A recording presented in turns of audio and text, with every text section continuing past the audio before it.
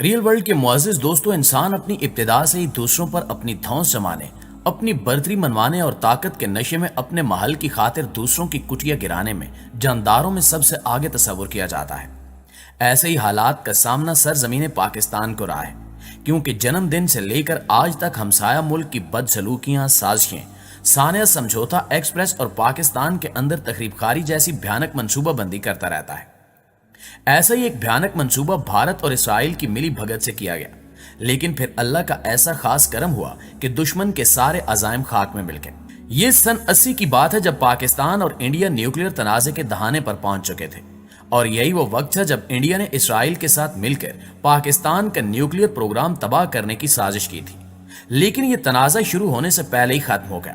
لیکن سوال یہ پیدا ہوتا ہے کہ وہ کیسے؟ تو چلیں آج آپ کو اس کا جواب دیتے ہیں۔ پیارے ساتھیوں، آپ کو پتا ہے کہ پاکستان امت مسلمہ کی واحد ایٹمی قوت ہے جس کو عالمی طاقتیں آج تک برداشت نہیں کر پائیں۔ جب سے پاکستان نے نیوکلیر پروگرام شیئر کیا، تب سے اس کے خلاف سازشوں کے جال بنے جاتے رہے۔ کبھی پاکستان پر پابندیاں عائد کی گئیں اور کبھی پاکستان کو سنگین نتائج کی دھمکیاں دی گئیں۔ یہاں تک کہ جب 28 مئی 1998 کو پاکستان نے ایٹمی دھماکے کیے، تو اس سے کچھ دیر پہلے تک امریکہ سمیت تمام عالمی طاقتیں پاکستان کو دھماکے کرنے سے روکتی رہیں۔ ایسی ایک سازش کا انکشاف CIA کی ڈی کلاسیفائی ہونے والی 9,30,000 دستاویزات میں ملتا ہے۔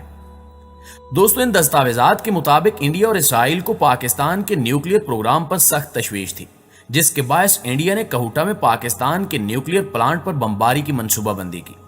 یہ ایسا منصوبہ تھا جس کو عملی جامہ پہنانے کا موقع ہی نہیں ملا، اور پاکستان پہلے ہی اس سے خبردار ہو گیا اور اپنے حفاظتی اور جوابی اقدامات مضبوط کر لیے۔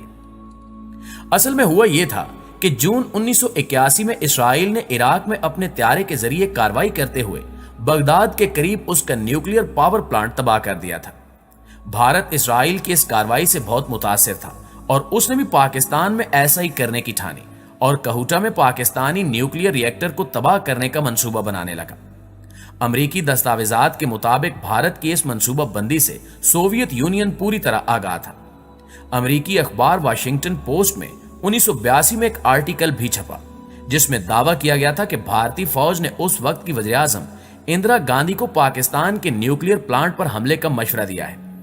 اس منصوبے کو عملی جامہ پہنانے کے لیے انڈیا کو اسرائیل کے نہ صرف اخلاقی حمایت حاصل تھی، بلکہ اسرائیلی ایئر فورس بھی میدان میں موجود تھی۔ یہاں تک کہ اسرائیلی فضائیہ کے طیارے بھی بھارتی ریاست گجرات کے جام نگر ایئر بیس پر تیار کھڑے تھے۔ مارچ 1984 میں اندرا گاندھی نے اس آپریشن کے لیے گرین سگنل دے دیا، لیکن پھر انڈیا کو امریکہ کے دباؤ کی وجہ سے رکنا پڑ گیا۔ امریکی صدر رونالڈ ریگن نے اس بات کو واضح کر دیا تھا کہ اگر انڈیا نے ایسی کوئی حرکت کی تو اسے سنگین نتائج بھگتنا ہوں گے۔ کچھ رپورٹس میں یہ بات بھی سامنے آئی کہ پاکستان کا ایک نیوکلیر سائنسدان انڈین اٹامک انرجی کمیشن کے چیف راجا رمنا سویانا میں ایک عالمی کانفرنس کے دوران ملا اور اسے دھمکی دی کہ اگر بھارت نے پاکستان کے نیوکلیر پروگرام پر حملہ کرنے کی حماقت کی تو اس کا جواب ممبئی میں واقع انڈین نیوکلیر پلانٹ پر حملہ کر کے دیا جائے گا۔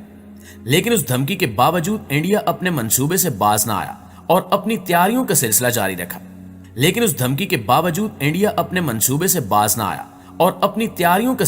رکھا۔ اسی دوران امریکہ کے ٹی وی چینل ABC نے خبر بریک کر دی کہ بھارت پاکستان کے نیوکلیر پلانٹ پر حملہ کرنے کی تیاری کر رہا ہے۔ اس رپورٹ میں CIA کی امریکی سینٹ کمیٹی کو بھیجی گئی ایک کیبل کا حوالہ بھی دیا گیا۔ اس کے علاوہ پاکستان میں CIA کے ڈائریکٹر نے بھی حکومت کو اس حوالے سے خبردار کر دیا تھا، جس کے بعد پاکستان نے کہوٹہ کے قریب نہ صرف سیکیورٹی بڑھا دی تھی بلکہ اپنے فضائی دفاع میں بھی اضافہ کر دیا، جس کے بعد مجبوراً انڈیا کو اپنے اس منصوبے سے رکنا پڑا، کیونکہ وہ پاکستان کو اسی طرح سرپرائز دینا چاہتا تھا جس طرح اسرائیل نے عراق پر حملہ کر کے دیا تھا۔ لیکن اب چونکہ اس منصوبے کا پاکستان کو علم ہو چکا تھا، اس لیے انڈیا اور اسرائیل کے لیے یہ کارروائی ناممکن ہو گئی تھی، جس کے بعد اس منصوبے کو عمل درآمد کے بغیر ہی ختم کر دیا گیا۔ ناظرین گرامی، اسرائیلی اخبار یروشلم پوسٹ نے 23 فروری 1987 کو یہ انکشاف کیا کہ اسرائیل نے 3 مرتبہ بھارتی حکومت کو کہوٹہ حملے کے لیے منانے کی کوشش کی، لیکن بھارت نے پاکستان کے تباہ کن رد عمل کے خوف سے اس ایڈونچر سے انکار کر دیا۔ آج پاکستان کے پاس نہ صرف اسرائیل اور بھارت سے زیادہ ایٹمی ہتھیار ہیں بلکہ یہ زیادہ تباہ کن بھی ہیں۔ ये इन्हीं हथियारों का खौफ है कि पाकिस्तान से कई गुना ज्यादा ताकत और आबादी रखने वाला भारत इसकी तरफ मैली आंख से देख भी नहीं सकता।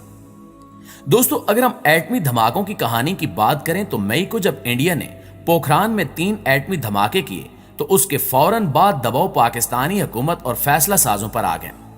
अवाम थे कि इंडिया के एटमी धमाकों का फौरी जवाब देना चाहते थे और दुनिया की बड़ी ताकतें पाकिस्तान को किसी भी कीमत पर ऐसा करने से बाज रखना चाहती थी।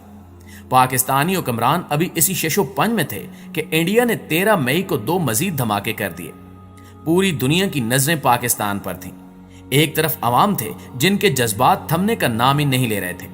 बैनुल अक़वामी ताकतें लालच और पाबंदियों की धमकियों के जरिए पाकिस्तान को जवाबी इकदाम से बाज रखने की कोशिश कर रही थी और दूसरी तरफ इंडियन हुक्मरान और सियासतदान सुबह शाम इश्तियाल अंगेज बयानात के जरिए पाकिस्तान को उकसा और धमका रहे थे। उन दिनों निजी टीवी चैनल्स नहीं थे, लेकिन सनसनी फैलाने का काम अखबारात और बिलखसूस दोपहर और शाम के अखबारात ने संभाल रखा था। हर चंद घंटों बाद धमाके होने या न होने की शहसुर्खियों के साथ नए ज़मीमें गलियों और बाजारों में फैल रहे थे। फिर बिलाखिर पाकिस्तान ने 28 मई को 5 धमाके करके दुनिया की 7वीं बड़ी एटमी कुव्वत बनने का ऐलान कर दिया। इन धमाकों के साथ ही पाकिस्तान का एटमी सफर भी एक मंजिल पर पहुंच गया जो पिछली कई दहाइयों से मुख्तलिफ अदवार से गुजरने और मुश्किलात आने के बावजूद जारी सारी रहा।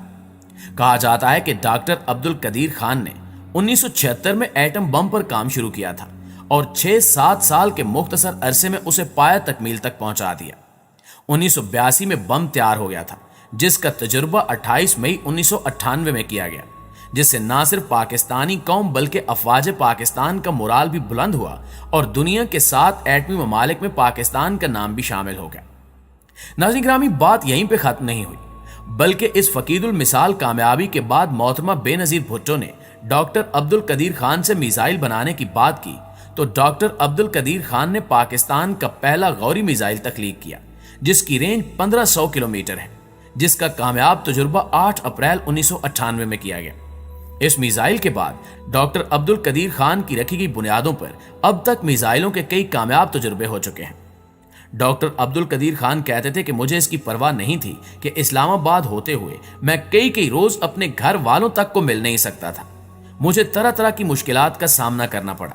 मैं सब बर्दाश्त करता रहा मगर पूरी लगन के साथ अपने काम में लगा रहा कि मैं भारतीय वजीर LK एडवाणी की गीदड़ भभकी का जल्द से जल्द जवाब देना चाहता था और मैं खुदावंदे करीम का शुक्रगुजार हूं कि उसने मुझे मुल्क को कौम के सामने सुरखरू किया। जी तो प्यारे दोस्तों, ये थी हमारी आज की वीडियो कैसी लगी कमेंट करके हमें जरूर बताइएगा। इंशाल्लाह आपसे मुलाकात होती है अगली वीडियो में। तब तक अपना ख्याल रखिए। अल्लाह निगहबान।